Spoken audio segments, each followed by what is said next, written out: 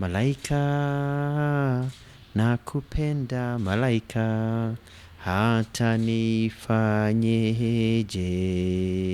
kijana mwenzio, nashindwa na mali sina we, ningekuoa malaika. Hello and welcome to Kiss 100 YouTube channel.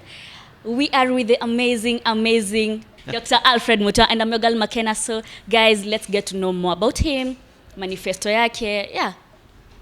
Alfred, yes. Habari yako? Mimi niko poa kabisa. Tunasema kwamba sasa tunataka sauti ya vijana na wanyonge. Tunasema vijana tuomoke, wazee tuomoke, sina wakati wa kuomoka. Hii mambo ya wachache kwa nchi ya a few billionaires and millions who are poor, tuachane nayo. Now it's our time. It's our time for generation change. It's our time for us to take over. It's time to say we can also live quality life like those of our colleagues, our age mates out in the US, in UK, in Australia, in other developed nations. So, Bwana Alfred, what inspired your presidential decision? I think I've always wanted to be in a position that I could change lives. Mimi niangalia, because I grew up very poor. Lived in Makina slums, lived in Kawangware, wooden shacks, I've left school because of lack of school fees. I know how it means kuwa mnyonge. I know what it means to suffer. But also got an opportunity to go to the US. I know how it means to live a good quality life. Lived in Australia, worked in Dubai. I've been in government for many years. I have that experience. So I know what it means to have both sides. And I feel that Kenyans have been shortchanged for many years and that this is our time now. Tunataka tukula happy. Unajua Kibaki alikuwa anasema, haya basi mujienjoy, si ndio? Nilikuwa najienjoy because there was money going around, but now there's no money. There's no money in circulation. Watu wametupa mbao. You find that somebody is at home with no work, and their older brother or sister yuko home, alimaliza shule, hakuna kazi, their cousins hakuna kazi, wakiangalia huko watu wanapiga tu tribal politics, kupeana handouts, and there's no future. We are not born to suffer. We are born as young people in this country to be able to take over leadership and change our fortunes. And that's why I launched my manifesto. It is basically pro-youth. It is basically pro-people. It is saying that this is our time now. We can't just give away to other people for the sake of it. We have to take control of our lives so that we could change this country to be like Singapore and other places. And yesterday you actually launched your manifesto. Na kwa yeyote ambaye hajasoma, hajaipitia, unaweza break down kidogo shortly what it's all about. My manifesto inaitwa, unajua unasikia kuna sijui bottom up approach, sijui kuna azimio, yangu ni basically widening the base. We're broadening the base. Sauti ya vijana na wanyonge. What it's saying is that we have put things there that have come from my experience. We've done studies, economics, that are saying, okay, this is what we need to change. Kwa mfano, nasema kwamba we need quality of life. Taxation is quite very high. Ukiangalia mshahara yako imekatwa. I'm reducing taxes from 30% to 20% pay as you earn. I'm reducing business tax 25%. Hii mambo ya Kenya Power, nasema hii mambo stima inapotea saa zote. We are going to break the monopoly of Kenya Power. We get more companies. Stima cost yako ukiweka tokens. If you put your tokens inakaa 1 week, itakuwa inakaa 2 weeks for the same amount of money. Credit, data, it will come cheaper. Why is it in Tanzania and Uganda and in Rwanda it's easier and cheaper to surf than in Kenya? Why do we pay more? Because we are a country that only supports the top echelon. We're making money for other people. So those are going to come down. There's unemployment in this country. How do you spur employment? I've looked at sectors such as manufacturing, building a business park and a factory, a business park in every county and a factory in every constituency. Ukienda China sahi, utakuta China, there's a factory in every village. Unajua sisi ni wa China siku hizi.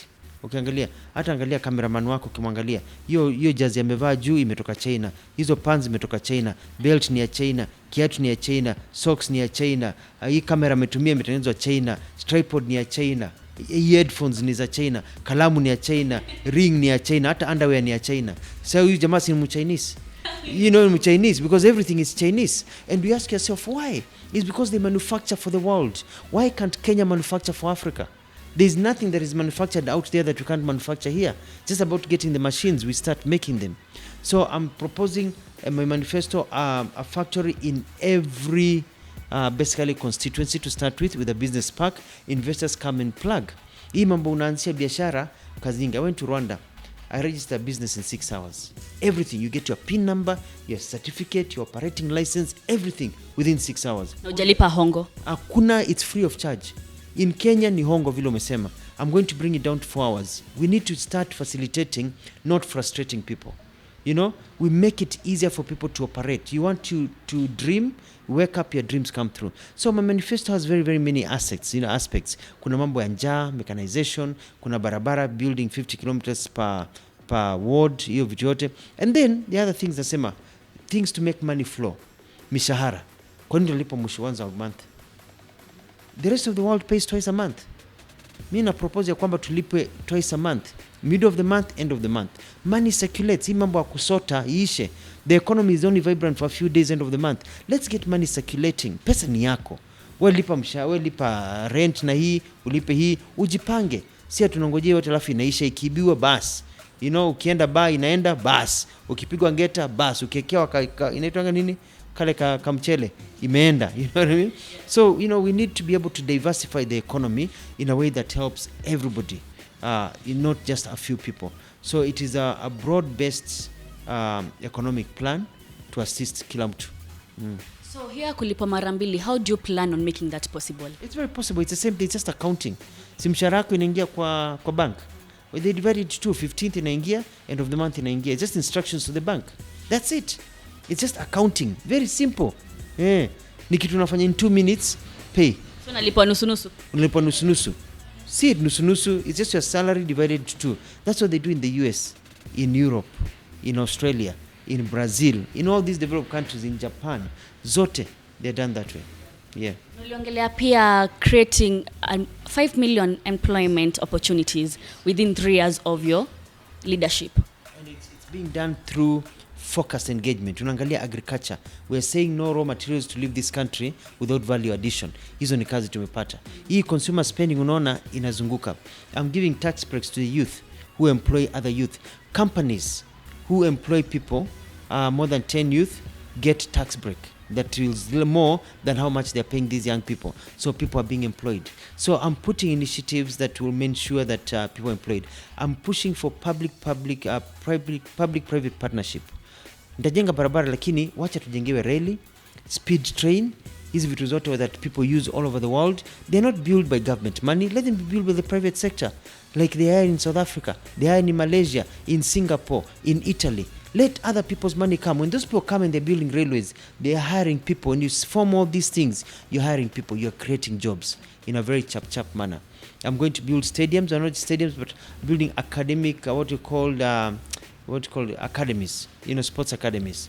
We'll have some in the regional, some in the national, so that we can have our young kids from 10 years old. A young girl is a football player, is a runner, is a netball player, a young man who wants to play football. They are nurtured like they do in Brazil. Utaona tukishinda World Cup. Lakini si kiolelo unachepa tu mabao hapa alafu na your job is kuangalia ati mimi ni mtu sijui wa Arsenal, mimi ni mtu wa Manchester, Chelsea, unanyongana hapo unasema huyu ni nini, na you can't even get a visa to go to England because we don't have local talent. I want to nurture local talent so it can be able to grow. But at the end of the day, it's about having money in the pocket. People do not want to be given a handout. Young people in this country want to be given a hands up, an opportunity. You sleep, you dream, you wake up. Ndio nikasema in every county we'll set up recording studios. Let people record music, let them record films.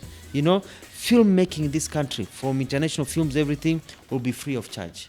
Do you know that today in this country we don't have any international film making going on? All the films, even stories set in Kenya, are being filmed in South Africa.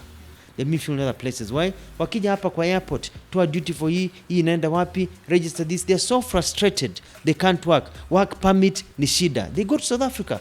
So what's happening in South Africa? We're getting about 500,000 young men and women are getting employed in the entertainment industry from money coming from America, Europe and others just because Kenya is frustrating them. You know what I mean? So tuchanuke bana. We're being frustrated by people because these rich people are running these economies. Wanakaa pale treasury, wako huku. They wameshiba. Wako na magari, wako nini, wameshiba, wako sawa. They don't know that to grow the economy, you have to relax. Let the youth have opportunities. And that's what I want to give our people. Speaking of the entertainment industry, we've been saying Eric Omondi has been pushing the 75% rule. Play local music, play local content. What's your take on that? I'm actually pushing for 80%. It's not just local music, it's also local productions. Let our people, and if it's a foreign one, let it have a Kenyan component. Wacha Mkenya alitengeneza pesa hapo. You know what I mean? So we are pushing for them to play that local talent content, but then also our content also needs to be up to par. So we form that competition where people can film and everything, it's up to par, and then it works. Should we expect to see you and Enrico Mondi push his agenda together? Like, you haven't been vocal on that. No, it's something that I've been. I remember I was working very closely with Tuju when he pushed it from 40 to 60%, actually 0 to 60%. Now it's something that I've been very consistent about because I support local talent. I'm a film producer, a Cobra Squad, Beba Beba, Passion Magazine. So I know what I'm talking about. And there's money. I bought my house, a very nice house. I bought it with money from Cobra Squad. There's money in entertainment. Look at these Tanzanians and the way they're making money. They don't say at serikali nisaidie them, they are making money kabisa because getting to YouTube is cheaper than getting into YouTube in Kenya to watch videos. It's cheaper in Tanzania. That's why they can watch and support, and these guys are making money for their concerts and everything because the government has created an enabling environment for people to just go and do their thing.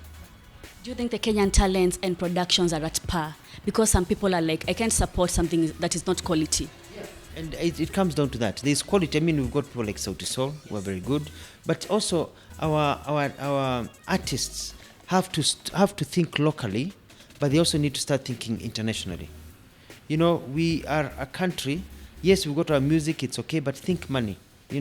Why are we listening to Davido? Because regardless of what Davido is doing from Nigeria, it is cross-cutting because the Nigerian aspect is they are thinking about export.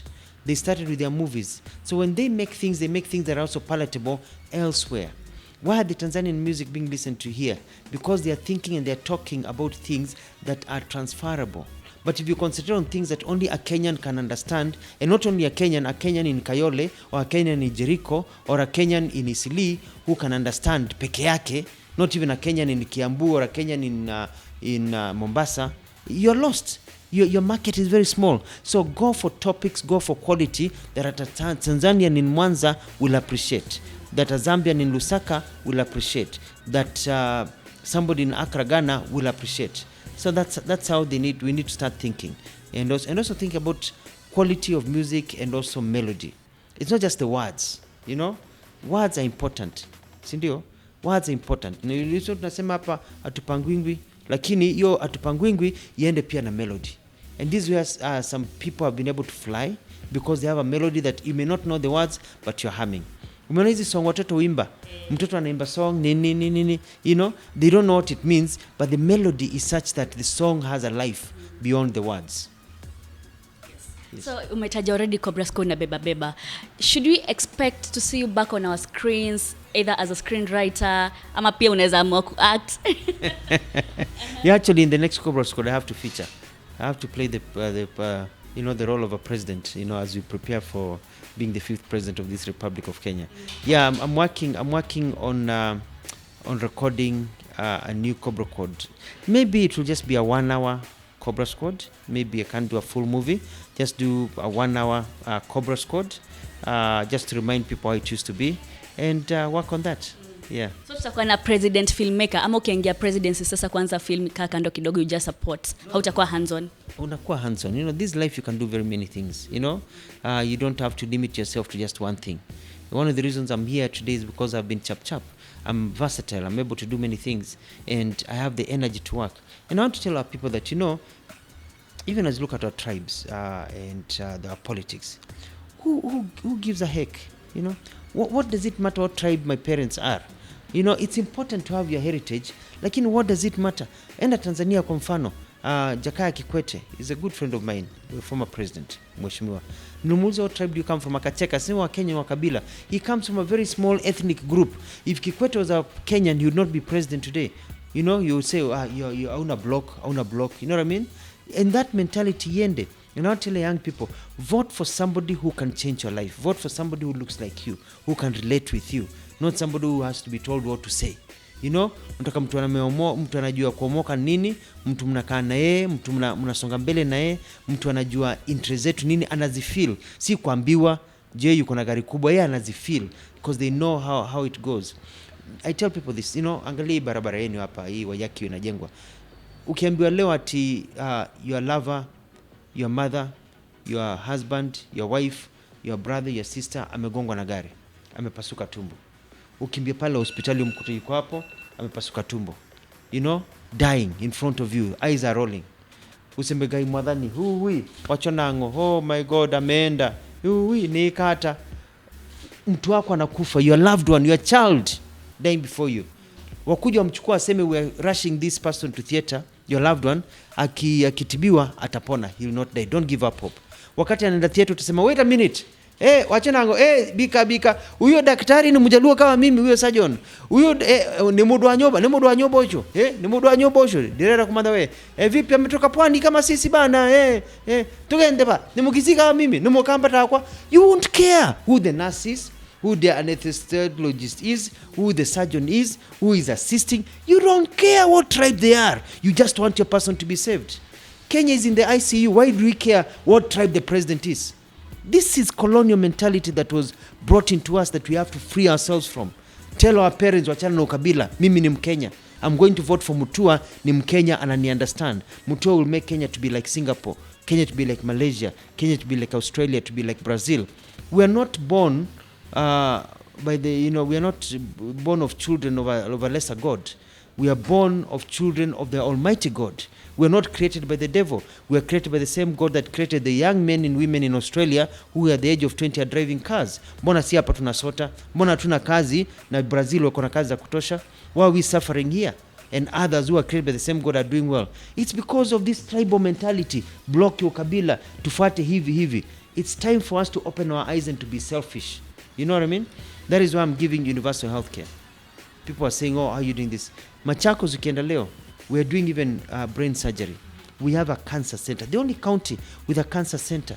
People are treated free of charge in Machakos. Even bill ya 10 million.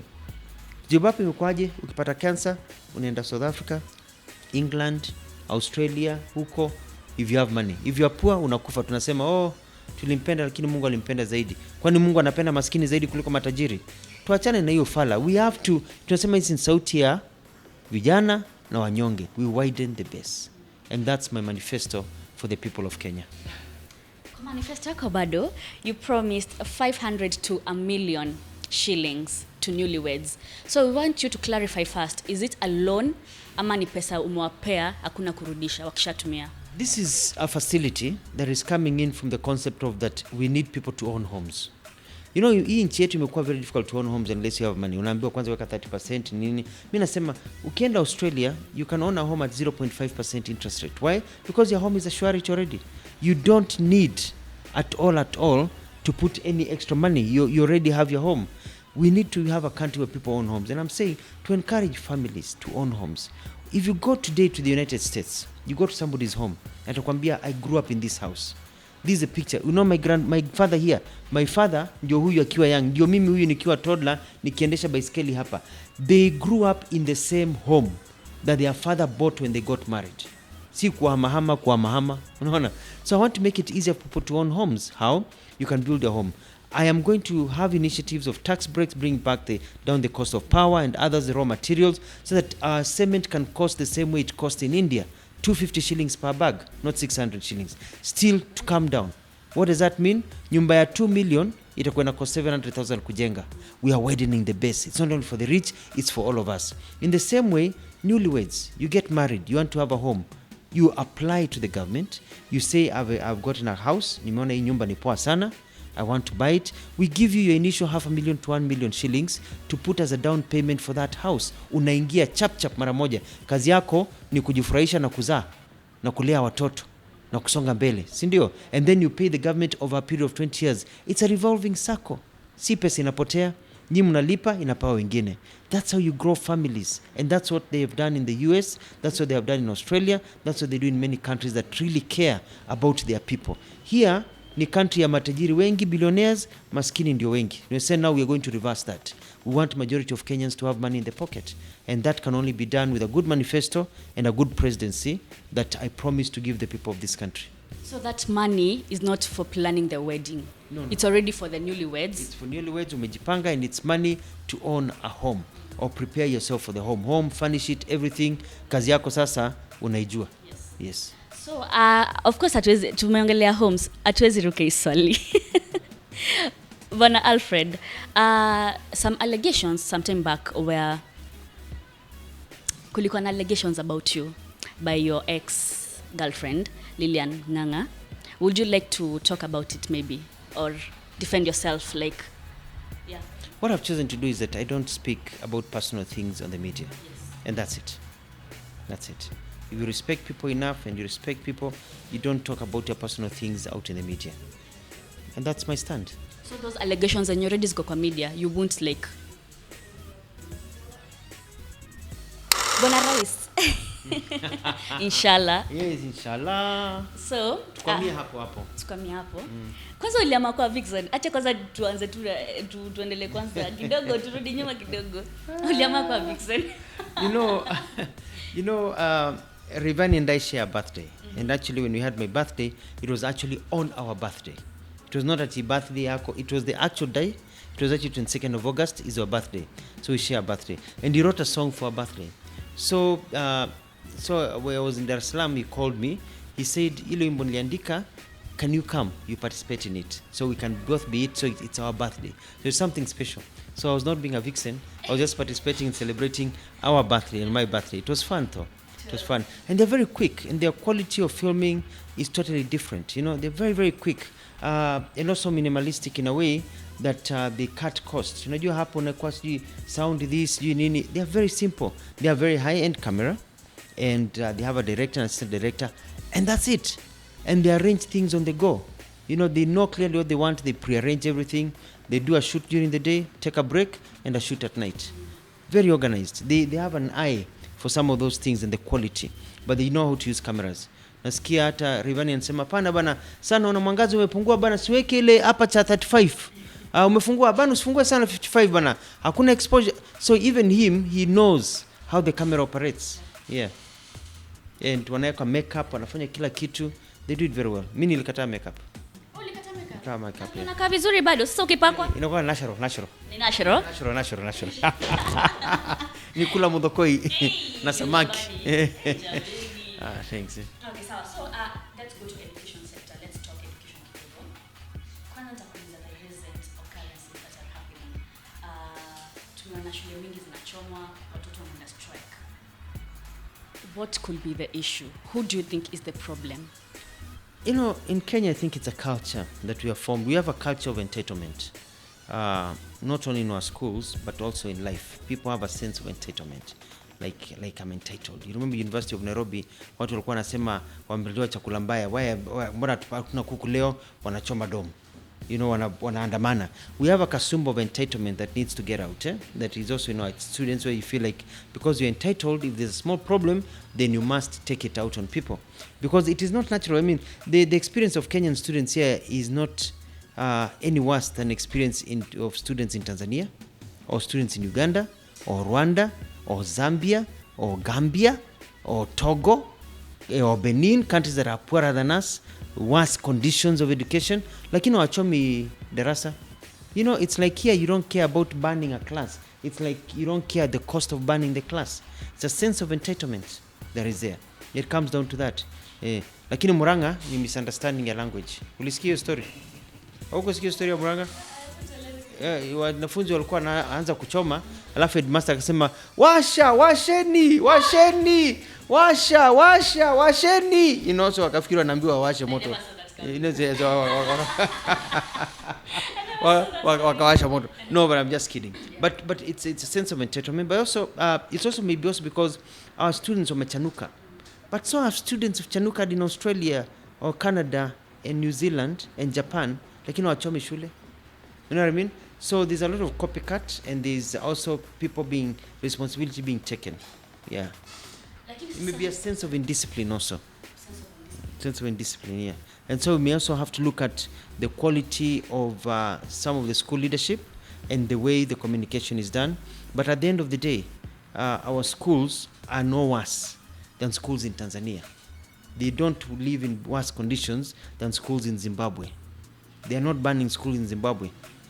All over the world, the only place banning schools is Kenya. Kuna kitu kasoro mahali. But also, we must also need to look at the aspect of drugs. Yeah. I think there's a proliferation of drugs in our schools. Easy tembe, easy bangi wanavuta. There's something to do with drugs in our school that we need to look at. Yeah. Lakini kuna fununu, it might be not sabotage, how do I call it? It might be something planned, because ukiangalia shule kichomwa, the amount of money being asked, like ile pesa walimu wanitisha from parents, ndo watoto warudi shule, is a lot. There's one I saw, I think it was Jamhuri High School, please correct me if I'm wrong, wanafaa ku raise 23 million. So per parent, it was 20,000 or something, and that's out of the budget, Do you think it's something that the teachers could be part of, maybe the government could be part of? I'm not, I went to Jamhuri High School, by the way. I went to Jammu. I went to Jammu. I went to Dago and Jammu. And I don't think there's a conspiracy with the teachers. I just think that also there's a habit of pushing down costs to parents, and our parents are poor, they're not doing very well, and so it's something that needs to be looked at. Kabisa, we stop it. People who ban schools should not even be considered to be children, should be convicted like adults, because you can kill people and you destroy property. People need to know that if you are caught, the punishment is so severe, but also there needs to be counseling and all that. But that sense of entitlement has to go. Here entitlement nimeiona sana Kenya. People are very entitled in this country. Unfortunately, it's something that has come up over the years and crept over the years. You even see it in politics. Some politicians saying, me, I'm entitled to be the next president because I served under this person, so it is my time now. Niliambiwa nitakuwa miaka 10 huyu, miaka 10 mimi. Me, I'm entitled to be president. Mwingine anasema, I'm entitled because I've been struggling. There's a sense of entitlement from the political sector, all of them, all the way even in our workplaces, people have entitlement. Like, I've been working here for long, mbono huyu ameajiriwa sasa, I'm the one entitled to this position. It should be about what you're able to offer. It's about your skills, not a sense of entitlement. Yeah, but those ones will be corrected once I become president, because we'll be widening the base to lower the gap between the rich and the poor. Then all of us are in this gap, so we're living equal lives. We all have cars and everything. I was in New York, and I don't say. I was in New York, and and I had a vehicle that was taking me around. It was Chrysler. These 4-wheel drives, very nice Chrysler, similar to what the presidents use. And I asked the guy, how much is this fully loaded Chrysler? Very comfortable, limo.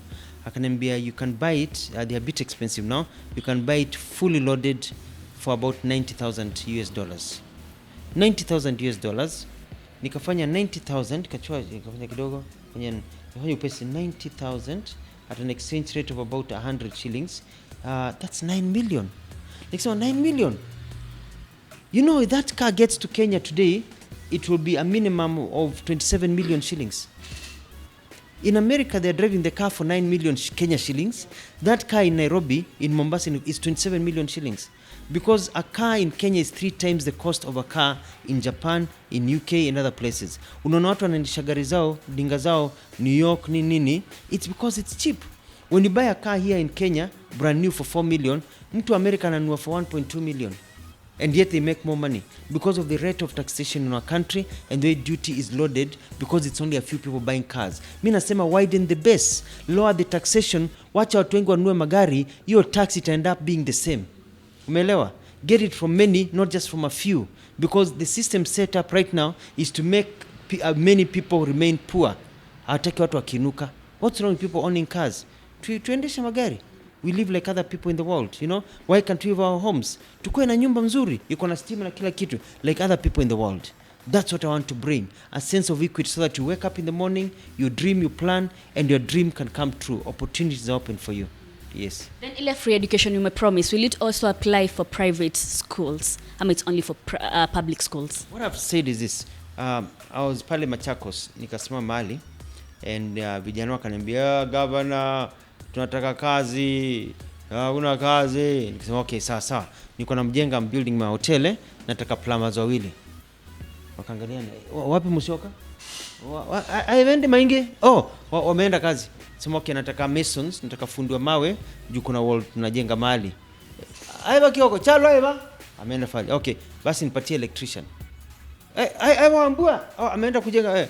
I went through all those things. Skills akinipatia accountant. The young people are saying nataka kazi, hawana skills. So nikasema they need to have a skill based program.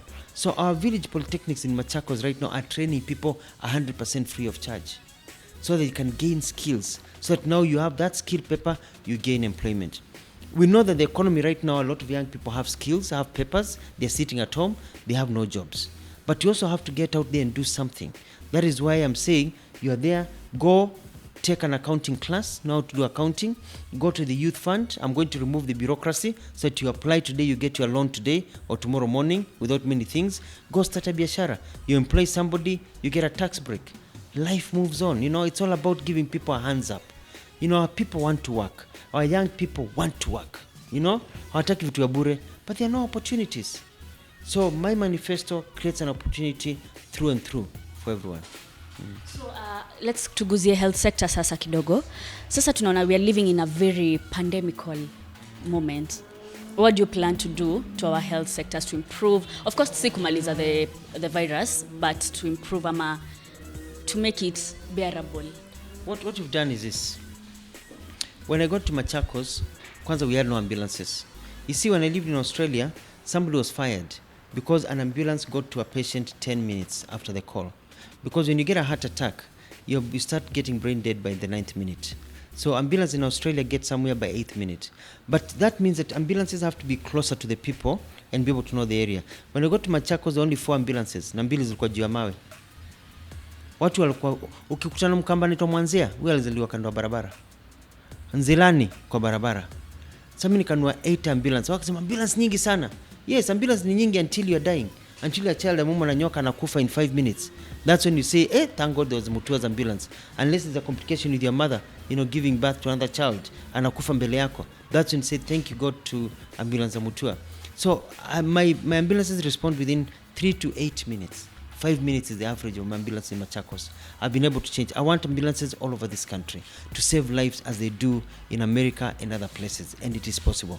Unajua kwambia story moja, registrar of person anakuja akaniambia kuna shida kidogo. Sema shida gani? Akaniambia there are so many kids being born in Machakos and registered and their names are Alfred Mutua. Nikasema si wangu. I followed up, it's because we've carried over 600,000 people, mothers who've delivered in hospitals as a result of being carried by ambulances. The father, mother are so happy that the mother did not die. They named their child Alfred Mutua in honor because they brought the ambulances. It's saving lives. In Machakos, I have universal health care.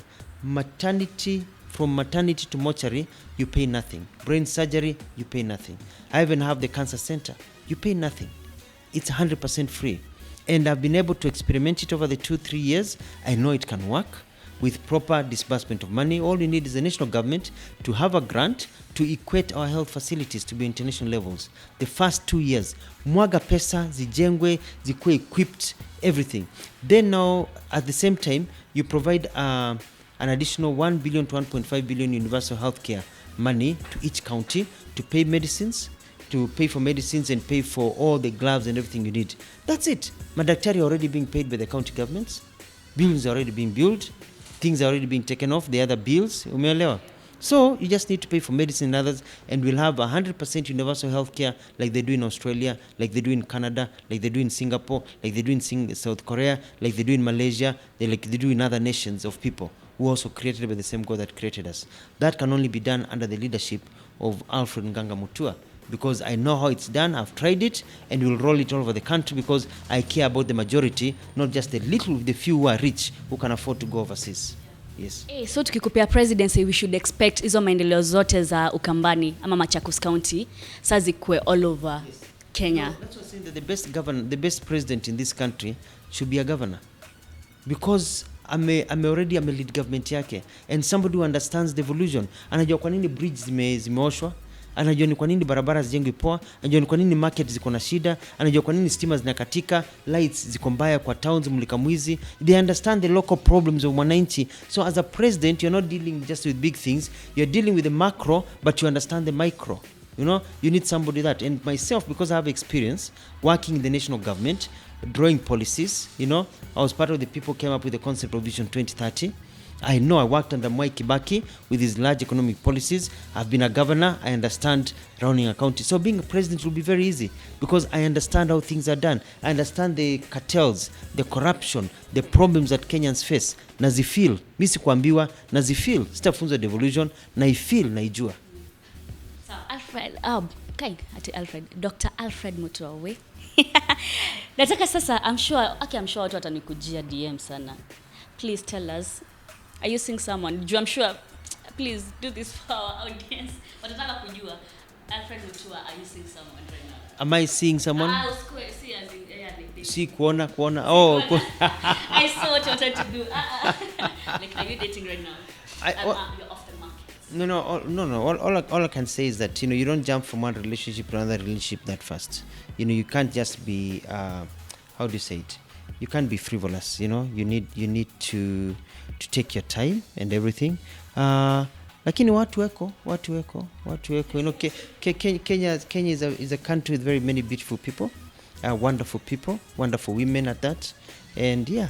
So opportunities are there, but let me concentrate. I think the most important thing for me is my children, and I'm a father. I have a set of twins, and I love my children, and my life surrounds around my children and my parents, and my sister and my relatives. That is what is important, But dating is important. Matters of the heart are very important. Me, I'm a lover, I'm a lover, because I believe that we need to love, and you love from the bottom of your heart, and you love wholeheartedly, and you move on, But it's good to be happy. Me, I'm very happy. I'm content, and life is good. Kuna notion moja tunakuanga nayo, si wa Kenya pekee, I think it's African, that a president must have a wife. Unajua tu kuna kuanga na kitu hiyo. Do you think your state right now, your single state, will affect your people's decisions on choosing you or electing you as president? There's something I heard many times, and I heard somebody say, Mimi Daniel Toroitich Arab Moi na Abawamba alikuwa na bibi.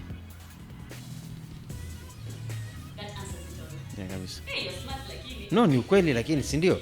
It's a living example. Yeah. Let me tell you, people, it's good to have wife, but it's overrated. Think about it. Did you know Margaret Kenyatta before Uhuru Kenyatta became president? No. Nobody knew Margaret Kenyatta before Uhuru became president. And whoever he said is my wife, that became the first lady. And said this is my wife, became the first lady. Do you know the wife of all these people running for president? Nobody knows. So it's people vote for the man, people vote for the woman. Who is Mother Karua's partner? Who is, what I mean? Nobody cares that Waiguru's husband is this one. So Waiguru has a husband. Nobody cares whether you're a woman or a man. Mangilo, she's widowed. Nobody says, oh, Una Bwana, you're widowed. No, it's about you. What do you bring on the table? What are you going to do? Because you're not running the government with your spouse. You're running the government as you. You're the one we elect, not you and your wife or you and your husband. Yeah. Are you planning for a coalition? I'm not planning. Maendeleo Chap will not fold. It will be a party that will be on the ballot. But it can work under a coalition of like-minded people based on an ideology, because you cannot just say, I can do this by myself. You have to be reasonable to know that Kenya is a country of partnerships. You form partnerships, but of like-minded people based on ideology, not just based on a whim. Yes. Thank you so much, Bwana Alfred Mutua. Kindly give us a parting shot. Now, you have 20 seconds of fame. No, I want to call upon all Kenyans, wherever you may be. Tell you that tumeenjoy kwa muda mrefu. This is our time now. It's time for generational change. It's time to try somebody who can actually do some. At the very least, Mutua atafanya development. At the very least, Mutua anajulikana yeye atafanya development. And that is what is critical, because development is about improving the quality of life. When you vote for somebody, you're actually employing them.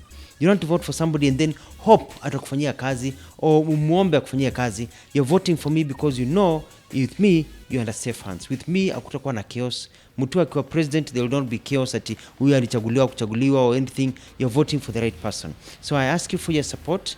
I request you for your support. Read my manifesto, support me and guide me, and let's walk this path tomorrow together, because it's time to change. Please follow me on Facebook, follow me on Instagram, follow me on Twitter. Let's keep the conversation going. Nasema sasa, hii manifesto inaitwa widening the base, Widening the base, sauti ya vijana na wanyonge. Nasema ya kwamba vijana tuomoke, akina mama tuomoke, wazee tuomoke, Wakenya tuomoke, wanyonge tuomoke, hata we Makena omoka. Maisha ni kwa hivyo hivyo. Asante. So thank you so much, guys. That has been our time with the amazing Governor of Machakos County, the incoming president, inshallah, Dr. Alfred Mutua. I'm your girl, Grace McKenna. This has been Kiss 100 YouTube. Kama uja subscribe, please hit that subscribe button. Like, share, comment. Yeah, like, guys, follow us. Because usipopata news hapo utapata pipi ngine. Ciao, God bless.